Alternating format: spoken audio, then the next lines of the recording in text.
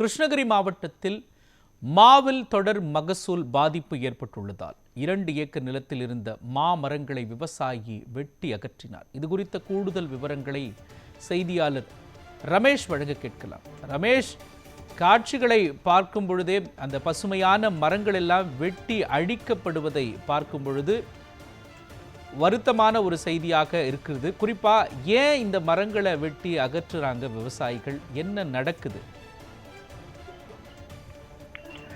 மோகன், கிருஷ்ணகிரி மாவட்டத்தில் 33,000 ஹெக்டேர் பரப்பளவில் மா விவசாயம் நடைபெற்று வருகிறது.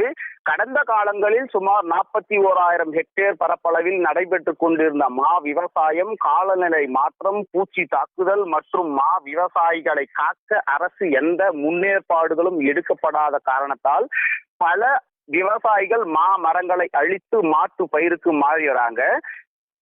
இதன் காரணமாக 41,000 ஹெக்டேர் பரப்பளவில் இருந்த மா விவசாயம் தற்போது 33,000 ஹெக்டேர் பரப்பளவாக குறைந்துள்ளது. மாவட்டத்தில் ஆண்டுதோறும் சுமார் 2,52,436 மெட்ரிக் டன் மா மகசூல் கிடைக்கிறது. மா விவசாயத்தை வாழ்வாதாரமாக கொண்டு நேரடியாகவும் மறைமுகமாகவும் 1,00,000க்கும் அதிகமான விவசாயிகள் மற்றும் விவசாய தொழிலாளர்கள் உள்ளன. இந்நிலையில் கடந்த 5 ஆண்டுகளாக பருவநிலை மாற்றம் மற்றும் பூச்சி தாக்குதல் உள்ளிட்ட காரணங்களுக்காக மா மகசூல் பாதிக்கப்பட்டிருக்கிறது. இந்நிலையில் தொடர்ந்து வருவாய் இழப்பு சந்தித்து வருகின்றனர். நிகழ்வாண்டில் பூச்சி தாக்குதல் காரணமாகவும் மகசூல் பெருமளவில் பாதிக்கப்பட்டுள்ளது. இதன் காரணமாக பல விவசாயிகள் மா மரங்களை வெட்டி அகற்றி மாற்று பயிருக்கு மாறியிருக்காங்க. கடந்த ஆண்டுக்கு ஆண்டு 5% மா விவசாயிகள் மரங்களை அழித்துவிட்டு மாற்று பயிருக்கு மாறுவதால் சில ஆண்டுகளில் கிருஷ்ணகிரி மாவட்டத்தில் மா மரங்கள் முற்றிலும் அழியும் அபாயமும் இருக்கு. கடந்த ஆண்டு நடைபெற்ற கிருஷ்ணகிரி மாவட்ட மா விவசாயிகள் பாதுகாப்பு ஆலோசனை கூட்டத்தில் ஆலோசிக்கப்பட்டது. மா விவசாயிகளை பாதுகாக்க அரசு நடவடிக்கை எடுக்க வேண்டும் என தீர்மானமும் கூட்டத்தில் நிறைவேற்றப்பட்டிருக்காங்க. தொடர்ந்து மகசூல் பாதிக்கப்பட்டதால் போச்சம்பள்ளி அடுத்த என்தட்டுக்கல் கிராமத்தை சேர்ந்த விவசாயி பாலதண்டாயுதம் தனது 2 ஏக்கர் பரப்பளவில் உள்ள 37 வயதான சுமார் 150 மாமரங்களை வெற்றி அகற்றியிருக்காரு. மேலும் கடந்த ஆண்டை காட்டிலும் இந்த ஆண்டு சுமார் 3,000 ஹெக்டேர் பரப்பளவில் உள்ள மாமரங்கள் அழிக்கப்படக்கூடும் என்று விவசாயிகள் தெரிவித்து வராங்க. மோகன், ரமேஷ், 37 வருடங்களா வளர்ந்துட்டு வந்த இந்த மரங்களை ஒரே நாளில் வெட்டி வீழ்த்தக்கூடிய காட்சிகளை நாம் பார்க்கிறோம்.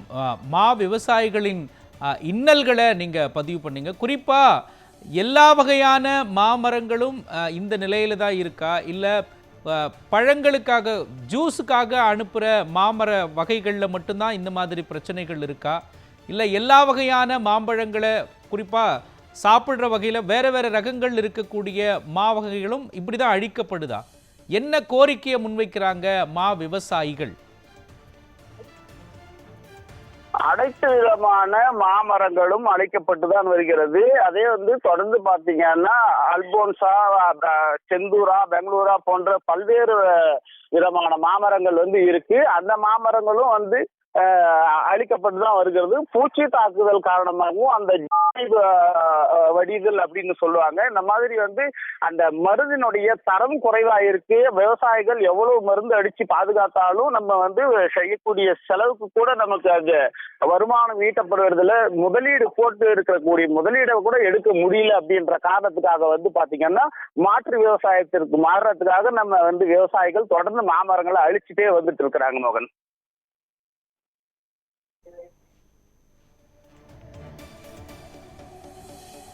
விவரங்களையும் காட்சிகளையும் வழங்கியதற்கு நன்றி ரமேஷ்.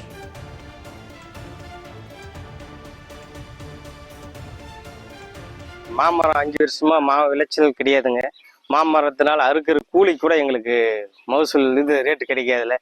இதுக்கு மேலே வச்சு இருந்தாங்களாக்க எதுவும் எங்களால் செய்ய முடியாது. மாற்று பயிர் ஒன்றா தென்னை வைக்கிறோங்க. வேற ஏதாவது தக்காளி இல்லை அதுக்கும் இல்லைனாக்கா வேற ஏதாவது மாட்டுங்களுக்கு தீவன பயிரோ இல்லை சோளமோ விரைச்சி இது பயிர் பண்ணலான்ட்டு இருக்கிறாங்க. அதுதான் விவசாயத்தினுடைய இது. மாங்காய் மரம் வச்சிருந்தால் ஒரு புரோஜனம் இல்லை. எங்களுக்கு 2 ஏக்கர்ல மா விவசாயம் பண்ணி வந்தாங்க. அப்பா பண்ணி வந்தாங்க. நாங்கள் இப்போ அதுக்கப்புறம் பண்ணுங்க. இப்போ ஒரு 4-5 வருஷமா வந்து சுத்தமா மாங்காய் விலையே இல்லைங்க. மாங்காய் யாரும் கேட்கறதுக்கு ஆள் இல்லை. கேட்டாலேயும் ₹1 ₹2 கேட்குறாங்க. அதனால நாங்கள் 2 ஏக்கர்ல மரம் எல்லாம் வெட்டி எடுத்துட்டு நாங்கள் வேற பயிர் பண்ணலான்னு நாங்கள் பார்க்குறோங்க. கிட்டத்தட்ட ஒரு 40 மரத்துக்கு மேலே அறுத்து எடுத்துட்டு பண்ணலான்னு பார்க்குறோங்க. இனிமேல் கவர்மெண்ட்டு எதனா மாங்காய் விவசாயிக்கு எதனா நல்லது பண்ணால் நல்லாயிருக்கும்.